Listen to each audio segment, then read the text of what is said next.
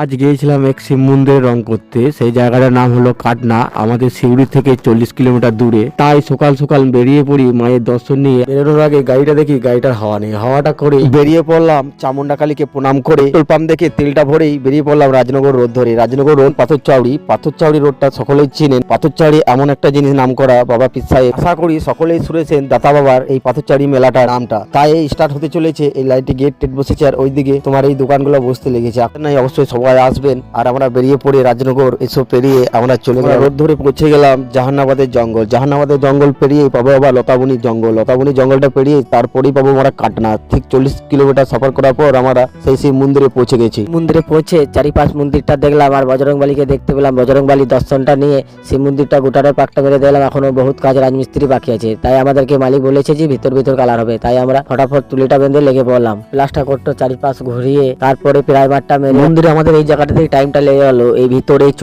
এই চূড়াটা ম্যাক্সিমাম 25 মন্দিরটা colour video next ব্লকে আসবে। অবশ্যই সাবস্ক্রাইব করে আমার পাশে থাকতে করতে দেখি দুটো ছেলে কাজ করছে। ছেলেদের বয়স খুব কম, হালকা বয়স। সেই দুটো রাজমিস্ত্রি কাজ করছে। খুব মজা লাগলো এই বয়সে কাজ করছে, কিন্তু কিছু করার নেই।